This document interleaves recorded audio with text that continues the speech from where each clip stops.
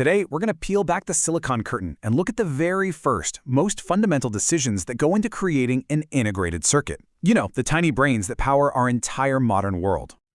So, have you ever really stopped to think about how the chip in your phone or your car or your computer was even conceived?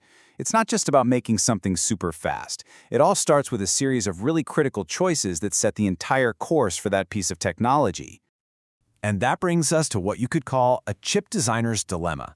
The whole process is really a journey through this maze of decisions, where every single turn has massive consequences for the final product. Okay, so the very first fork in the road is all about purpose. What is this chip actually supposed to do? Is it going to be a specialist, designed to do one thing perfectly, or is it a generalist, a jack of all trades? Right there, that single question splits the path in two. So let's explore those two paths, right? This is the fundamental divide between what are known as application-specific integrated circuits, or ASICs, and your more general-purpose chips. On one side, you've got ASICs. These things are built for a single task. Think of them like a master chef's favorite knife, just perfect for one specific job. But on the other side, you have the general-purpose ICs. These are designed for a huge range of tasks. They're more like a Swiss Army knife, incredibly versatile, but maybe not the absolute best tool for any single function. And that's also why you see ASICs typically produced in lower volumes for niche markets, while general-purpose chips are aimed at a much, much bigger audience. A great example? The chip in a digital camera. That's a classic ASIC. Its entire world is about processing images. It's just not designed to run a web browser. The same goes for those specialized AI chips you find in data centers that only accelerate machine learning. A microprocessor, though, is the perfect example of a general-purpose chip.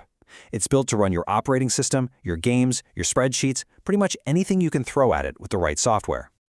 So, once a designer decides what the chip will do, the next huge question is how to actually build it. And this is where we get into the blueprint for the chip itself. Now this how isn't just one single choice. It's a whole spectrum of options called design styles. You can kind of think of it like building a house. Do you want to design every single brick and beam yourself? Or do you want to start with a prefabricated kit and just arrange the rooms? This spectrum ranges from full custom, where engineers literally design the layout of every single transistor for total control, all the way to standard cell, which is like using pre-designed Lego blocks of logic gates. After that, you've got gate array, which is almost like a connect-the-dots puzzle where the transistors are already placed. And finally, you have FPGAs, which are essentially pre-built, programmable hardware kits. This table really lays it all out. Full custom design, it demands a huge amount of effort, but it delivers the absolute best quality and performance and power. But as we move down the list toward FPGA, the design effort drops dramatically. But so does the potential quality of the final chip. And this highlights a really crucial point. There is no single best style. The right choice always depends on the project's specific goals. And that brings us to the very heart of this entire process. Every single decision we've talked about so far is governed by this constant, powerful battle between two opposing forces: cost and quality. So this is the key question, right? If a full custom design can produce the fastest, most efficient chip, why doesn't everyone just do that? Why would you even bother with any other style? Well, the answer, in a word, is economics. The best chip on paper might be a complete financial disaster in reality. Every single design choice is a delicate balancing act between what's technically possible and what's economically viable. So to really get the economics, we have to look at two types of costs. First, you have fixed costs. These are the one-time expenses you pay upfront.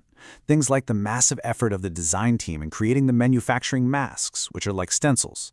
You pay this whether you make 10 chips or 10 million. Then you have variable costs. These depend on volume. So stuff like the raw silicon wafers and chemicals used for each and every chip you produce.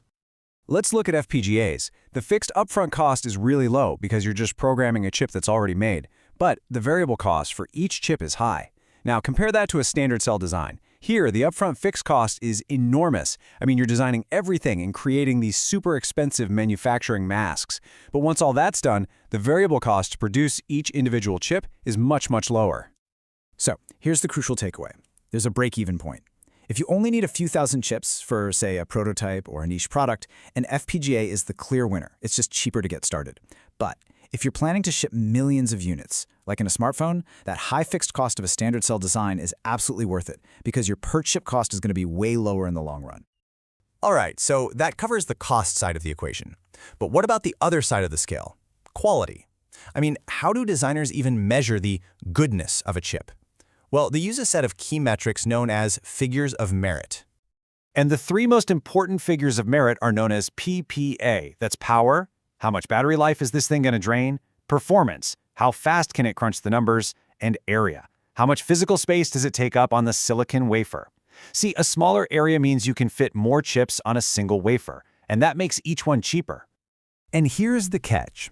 These three metrics are constantly fighting each other. It's a classic trade-off. If you want to make a chip faster, that will probably increase its power consumption and its physical area. If you want to make it smaller and cheaper, you'll likely have to sacrifice some performance. So after navigating all of these choices, what the chip does, how it's built, balancing cost against quality, what is the actual goal here? The answer might surprise you. You see, the goal of a design flow isn't to find some mythical, perfect, mathematically optimal solution. Most of the time, that's not even possible.